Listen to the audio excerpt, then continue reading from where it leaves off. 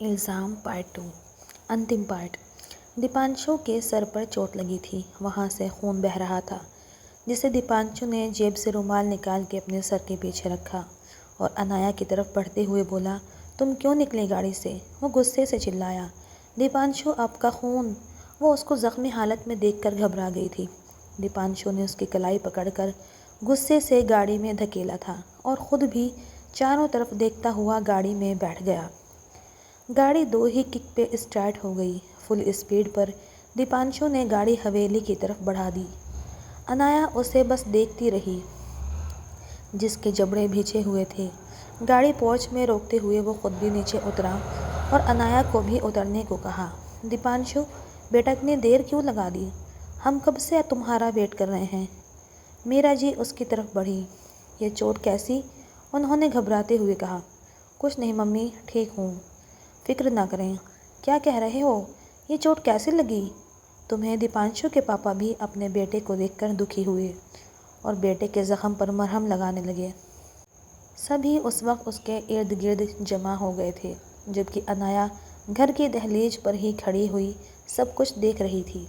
किसी ने भी उसकी तरफ देखना भी गवारा नहीं समझा था। अनाया का सर झुका, उसके दिल में दर्द के उबाल उठे।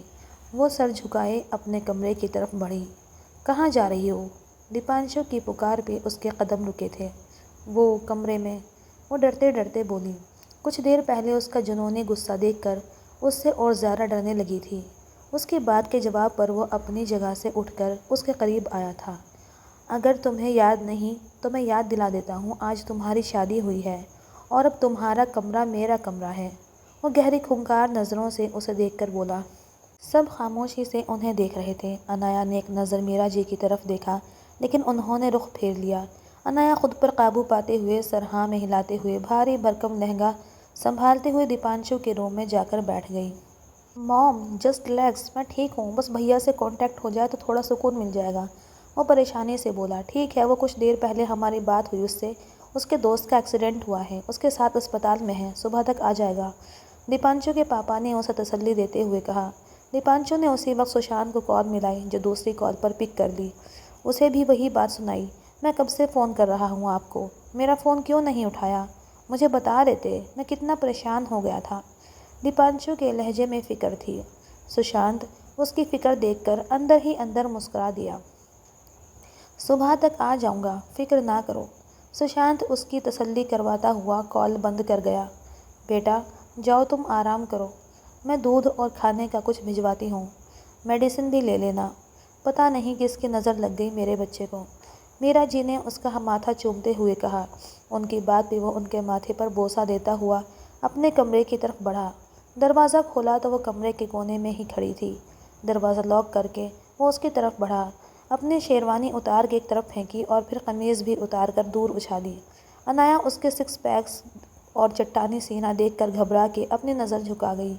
दीपांशु ने दराज से लाइटर और सिगरेट निकाला। सिगरेट सुलगाते हुए एक नज़र अनाया को देखा। तुम्हारे पास 2 ऑप्शंस हैं। वो उसके करीब आकर धुआं उस पर छोड़ता हुआ बोला। पहला ऑप्शन, मुझे अपनी उस भगोड़ी बहन का एड्रेस दे दो, मैं तुम्हें कोई चोट नहीं पहुंचाऊंगा। धुआं एक बार फिर उस पर छोड़ा। अनाया ने खांसते हुए उसकी तरफ देखा। उसे धुएं से सख्त एलर्जी थी और ये बात सभी घर वालों को पता थी। अनाया समझ गई थी वो उसे जानबूझकर तकलीफ़ दे रहा है। सेकंड ऑप्शन, अगर तुम नहीं बताओगी तो बहुत सख्त सज़ाएं दूंगा, जो तुम्हारी नन्ही सी जान सहन नहीं कर पाएगी। वो उसका सरापा देखते हुए सिगरेट का कष्ट लेने लगा। मैं नहीं जानती दीदी कहाँ हैं, आप प्लीज़ मेरा यकीन करें। उसके लबों पर उंगली रख के उसे चुप करवाता। ये बकवास मैं पिछले काफ़ी महीने से सुन चुका हूँ, मुझे अब सच जानना है, वरना। सिगरेट उसके गर्दन के पास ले जाते हुए वो रुका था। आप ये क्या कर रहे हैं? अनाया सहम कर पीछे होने लगी। दीपांशु ने उसकी कमर में हाथ डालकर वापस अपनी तरफ खींचा। मैं एक पुलिस वाला हूँ और मुजरिम के साथ बहुत सख्ती से पेश आता हूँ। तुम सोच भी नहीं सकती कि मैं तुम्हारे साथ क्या क्या कर सकता हूँ। दीपांशु ने दांत किचकिचाकर गुर्राते हुए कहा। मैं अपनी मम्मी की कसम खाकर कहती हूँ, मुझे नहीं पता दीदी कहाँ हैं। वो आंखों में डर और खौफ लिए दीपांशु को देखकर बोली। तुम ऐसे नहीं मानोगी। दीपांशु ने सिगरेट एक तरफ फेंकते हुए उसे बुझाया। अगले ही पल उसका दुपट्टा खींच के उतार दिया। उसका नाजुक सरापा देखते दीपांशु की आंखों में चिंगारियां सी भरने लगीं। اسی حسن اور دلکش کے بنا پر تم لڑکیاں لڑکوں کو الو بنا کر انہیں کہیں کا نہیں چھوڑتی، لیکن دیپانشو ورما تمہارے حسن کے سامنے پگھلنے والا نہیں۔ اس کی بلاؤز کی ڈوری کو کھینچ کر ایک ہی جھٹکے میں توڑا۔ بلاؤز اس کے کندھوں سے نیچے سرکا، جسے انایا نے گھبرا کے دونوں ہاتھوں سے سینے پر ہاتھ رکھ لیا۔ وہ خوف سے بس اسے دیکھ رہی تھی، جو آج بالکل رحم کے موڈ میں نہیں تھا۔ اس سے پہلے کہ وہ اور کوئی کارروائی کرتا، دروازہ لاک ہوا۔ ملازمہ دودھ لائی تھی۔ دروازے سے پکڑتے ہی اسے چلتا کیا۔ وہ پلٹا تو انایا غائب تھی۔ دودھ کی ٹرے سائڈ ٹیبل پر پٹکی۔ ڈریسنگ روم کا دروازہ دیکھا، بند تھا۔ وہ اس کی طرف چلتا ہوا انایا کو پکارنے لگا، انایا، انایا، اوپن دا ڈور۔ وہ بری طرح سہم گئی۔ انایا، اگر 2 منٹ میں تم نے دروازہ نہیں کھولا تو میرے پاس کیز ہے، اور اگر میں دروازہ کھول کر اندر آ گیا تو تمہاری سزا ڈبل ہو جائے گی۔ سوچ لو۔ دیپانشو کی دھمکی پر وہ بری طرح اپ سیٹ ہوئی۔ آنکھوں سے آنسو بہنے لگے۔ وہ اسے مینٹلی ٹارچر کر رہا تھا۔ انایا کا بس نہیں چل رہا تھا کہ خود کو کچھ کر لے۔ میں 3 گنوں گا، اگر تم باہر نہ آئی تو مجھ سے گلہ مت کرنا۔ دیپانشو کی آواز پر اس کا دل سوکھے پتے کی طرح لرز رہا تھا۔ اس سے پہلے کہ وہ 3 گنتا ڈر کے سامنے دروازہ کھول دیا۔ سامنے ہی کھڑے دیپانشو کو دیکھ کر وہ پیچھے ہٹنے لگی۔ دیپانشو نے ایک ہی جھٹکے میں اسے اپنی طرف کھینچتے ہوئے اس کی بلاؤز اتار کے دور پھینکی۔ انایا نے اپنی آنکھیں سختی سے میچ لیں۔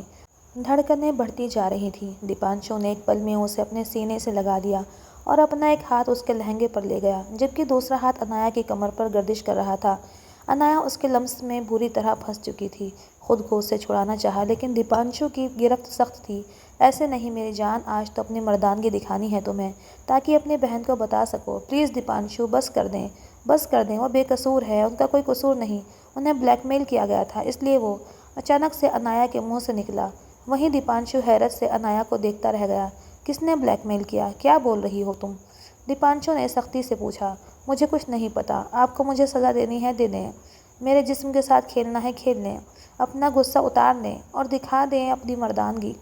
وہ اپنے آپ کو ہر پردے سے آزاد کرتے ہوئے چلائی۔ دیپانشو نے جھٹ سے اسے اپنے سینے سے لگا لیا۔ وہ روتے ہوئے اس کے سینے سے خود کو ہٹا رہی تھی۔ دے دیں مجھے سزا، آپ کو سکون آ جائے گا۔ روز روز کے مرنے سے اچھا ہے انایا ایک ہی دن مر جائے۔ وہ تھکے ہوئے انداز میں بولی۔ دیپانشو نے اس کے آنسو پوچھے اور اس کے ماتھے پر اپنے ہونٹ رکھے۔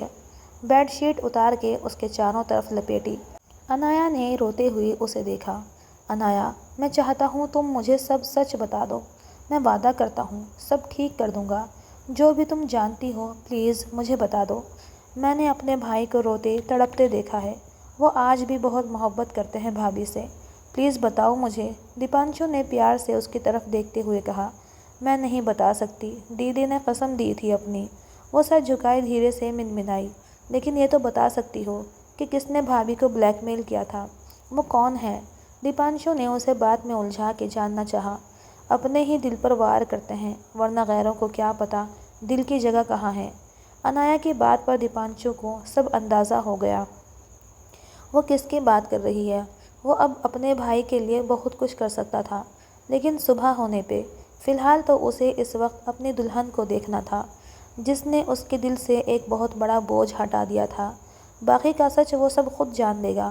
لائٹس آف کر دوں؟ تم میری نیند خراب کر چکی ہو۔ اس نے لائٹس آف کی اور انایا کو اپنی باہوں میں کھینچ لیا۔ میں نے آپ کو سب بتا دیا، وہ گھبراتے ہوئے بولی۔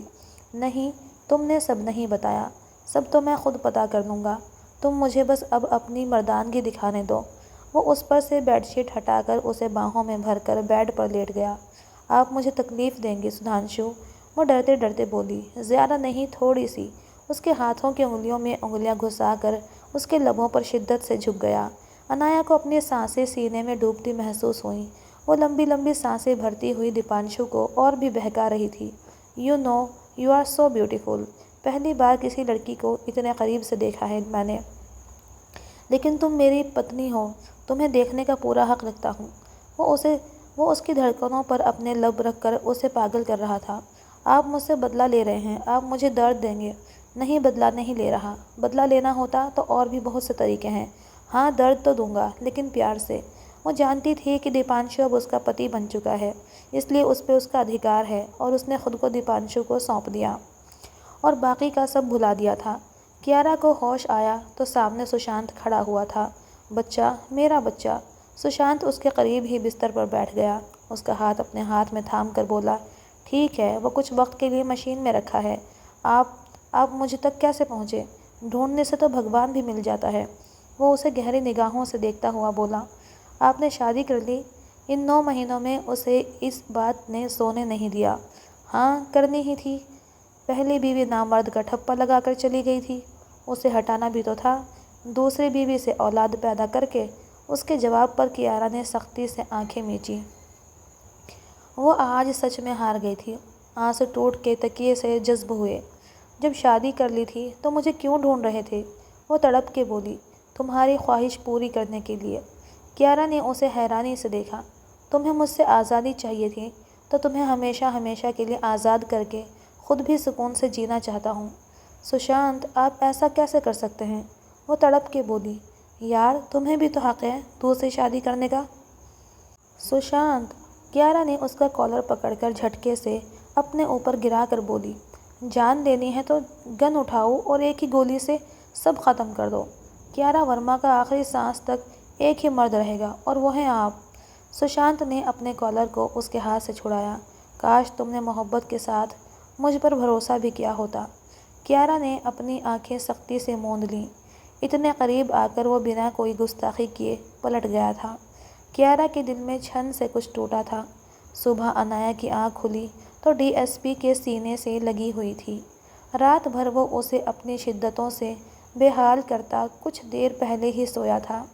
سوتے میں وہ بہت معصوم لگ رہا تھا اور جاگتے ہی پورا کا پورا جلاد تھا۔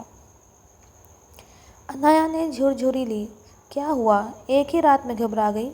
اب تو ہر رات میری باہوں میں گزرے گی تمہاری۔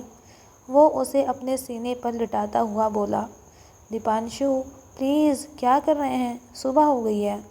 وہ دھیرے سے بولی، ہاں جانتا ہوں صبح ہو گئی ہے، لیکن کیا کروں، میرا دل ابھی تک نہیں بھرا۔ وہ کیا کہتے ہیں، ابھی نہ جاؤ چھوڑ کر تم۔ یہ دل ابھی بھرا نہیں۔ اس سے پہلے وہ اور کچھ ہی کہتا، تبھی اس کے موبائل پر کال آنے لگی۔ کال ریسیو کی، دوسری طرف سشانت تھا اور اس نے اسے جو بات بتائی اسے سن کر دیپانشو بری طرح چونکا۔ ٹھیک ہے بھائی، میں ابھی آتا ہوں، سیریس انداز میں جواب دیتے ہوئے وہ اٹھا تھا۔ کیا ہوا، سب ٹھیک تو ہے نا؟ انایا نے پریشان ہوتے ہوئے پوچھا۔ تمہاری بہن کا پتہ چل گیا؟ انایا کچھ بول نہیں پائی، جبکہ دیپانشو اٹھ کر واش روم میں چلا گیا۔ انایا دل ہی دل میں اپنی بہن کے لیے دعائیں کر رہی تھی۔ سشانت نے دیپانشو کو ہاسپٹل کا بلا کر ساری سچائی بتا دی اور وہ وجہ بتائی جس وجہ سے کیارا نے بھری محفل میں الزام لگایا تھا۔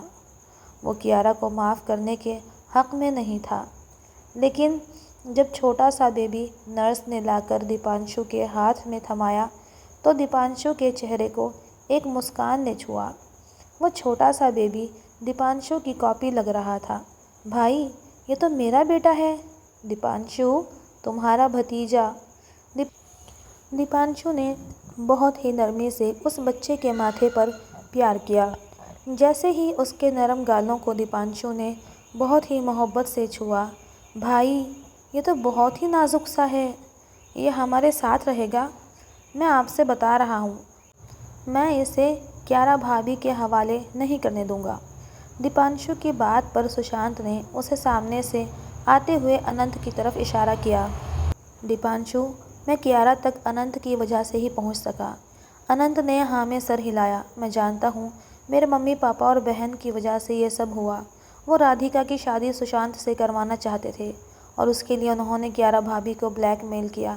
ان کا شوٹر وہاں پر تھا، اگر کیارا بھابھی ان کی بات نہ مانتی تو وہ سشانت بھیا کو شوٹ کروا دیتے، ایسا انہوں نے کیارا بھابھی کو بولا تھا۔ سشانت بھیا کی جان بچانے کے لیے کیارا بھابھی نے بھری محفل میں ان پر الزام لگایا اور انہیں چھوڑ کر چلی گئیں، اور اس وجہ سے سشانت بھیا کے دل میں کیارا بھابھی کے لیے نفرت پیدا ہو جاتی اور رادھیکا اپنی محبت ان کے دل میں ڈال دیتی۔ سب وقت رہتے مجھے پتہ چل گیا، میں نے بہت کوشش کی کیارا بھابھی کو ڈھونڈنے کی، اور جیسے ہی مجھے ان کے بارے میں پتہ چلا میں سشانت بھیا کے پاس آیا۔ میں نے یہ سب اس لیے کیا کہ آپ پلیز میرے گھر والوں کو معاف کر دیں، انہوں نے یہ سب دولت کے لالچ میں کیا، یا جس بھی وجہ سے کیا، میں ہاتھ جوڑ کر آپ لوگوں سے معافی مانگتا ہوں۔ آپ انہیں معاف کر دیں پلیز۔ اننت دونوں کے ہاتھ آگے جوڑتے ہوئے بہت شرمندگی سے کھڑا ہوا بول رہا تھا۔ دیپانشو نے اسے غصے سے دیکھا۔ وہ کچھ بولنے ہی والا تھا کہ سشانت نے اس کے کندھے پر ہاتھ رکھتے ہوئے اسے کچھ بھی کہنے سے باز رکھا۔ اننت، تم نے مجھے میری بیوی سے ملوا دیا ہے، میری زندگی سے ملوا دیا ہے۔ اس معصوم بچے کی خاطر میں نے تمہاری بہن اور تمہارے گھر والوں کو معاف کیا، لیکن اب وہ حویلی میں نہیں رہیں گے، اور اس سے پہلے کہ میں کیارا اور اپنے بچوں کو لے کر حویلی کی طرف آؤں، تم اپنی فیملی کو لے کر وہاں سے چلے جاؤ۔ بھائی، آپ کیسے ان کو معاف کر سکتے ہیں؟ پلیز دیپانشو، جو ہوا سو ہوا، اس کو ایسے ہی ختم کیا جا سکتا ہے۔ میرے ہاتھ میں میری زندگی ہے، میری دنیا ہے، میں کوئی جھگڑا نہیں کرنا چاہتا۔ مجھے آج اتنا بڑا تحفہ ملا ہے، اس کی وجہ سے میں سب کو معاف کرتا ہوں۔